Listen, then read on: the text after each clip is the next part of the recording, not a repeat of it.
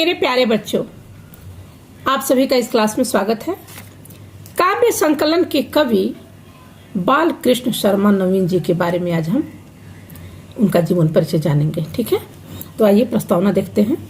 नवीन जी के काव्य में एक ओर राष्ट्रीय स्वाधीनता संग्राम के दौरान किए गए कठोर जीवन की अनुभूतियां हैं, तो दूसरी ओर जन जागृति के स्वर भी मुखरित हुए हैं। इनके काव्य में मानवीयता की भावना से ओतप्रोत प्रेम और विरह की संवेदनाएं व्यक्त हुई हैं।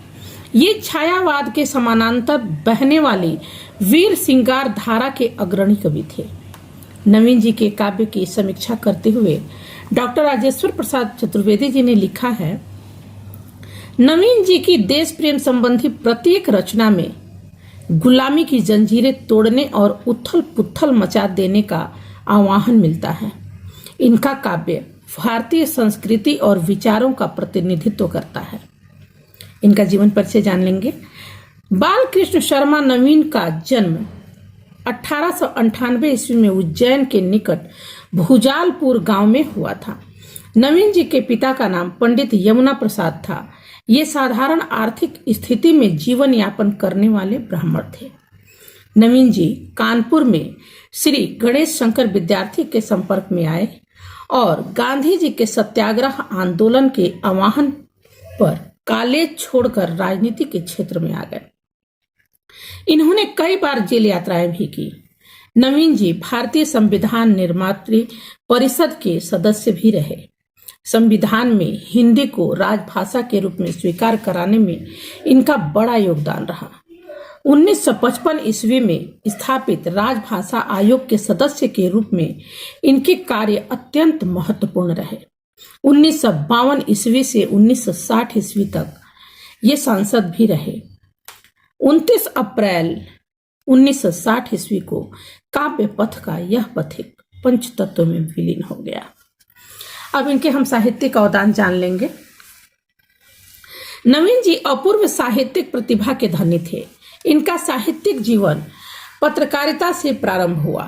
राष्ट्रीय स्वाधीनता संग्राम के अमर बलिदानी गणेश शंकर विद्यार्थी के संपर्क में आने पर इन्होंने विद्यार्थी जी को प्रताप नामक पत्रिका के संपादन में सहयोग दिया और बाद में प्रताप के प्रधान संपादक भी बने।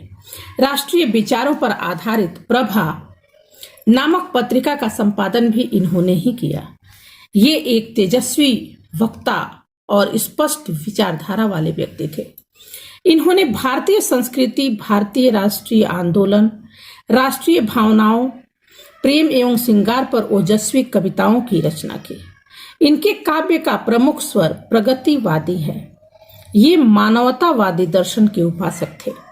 इनकी रचनाओं में कहीं कहीं रहस्यवादी भावनाएं भी दृष्टिगोचर होती हैं। प्रकृति के विविध एवं विचित्र रूपों का चित्रण इनके काव्य की एक अन्य प्रमुख विशेषता है। हिंदी को राष्ट्रभाषा का स्थान दिलाने वालों में भी इनका प्रमुख स्थान है। रचनाएं इनकी हम देखते हैं। उर्मिला 6 सर्गों वाले इस काव्य में चिर उपेक्षित उर्मिला के जन्म से लेकर लक्ष्मण से पुनर्मिलन तक की कथा वर्णित है।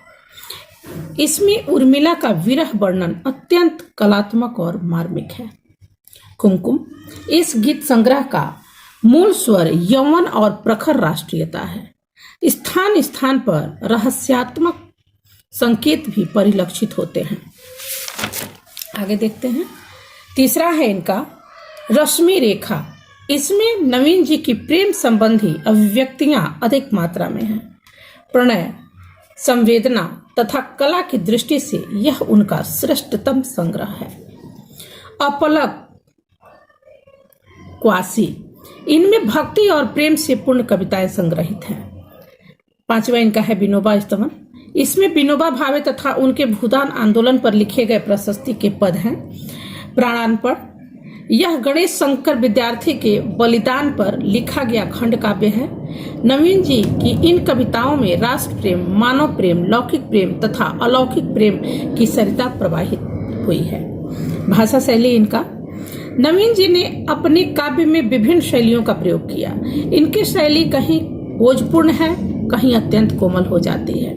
देश प्रेम पर आधारित रचनाएं अधिक लिखने के कारण इनके काव्य में ओजपूर्ण प्रबंध शैली का प्रयोग ही अधिक हुआ है। इन्होंने वज्र भाषा के प्रभाव से युक्त खड़ी बोली हिंदी में काव्य रचना की है। हिंदी साहित्य में इनका स्थान आधुनिक हिंदी कविता के विकास में उनका स्थान अविस्मरणीय है। वे जीवन भर पत्रकारिता और राष्ट्रीय आंदोलन से जुड़े रहे। इन्हें साहित्य और शिक्षा के क्षेत्र में सन 1960 ईस्वी में पद्म भूषण से सम्मानित भी किया गया। तो ये तो रहे शर्मा जी, नवीन जी। अगले वीडियो में मैं किसी और का जीवन परिचय लेकर के आऊंगी। तब तक के लिए गुड बाय।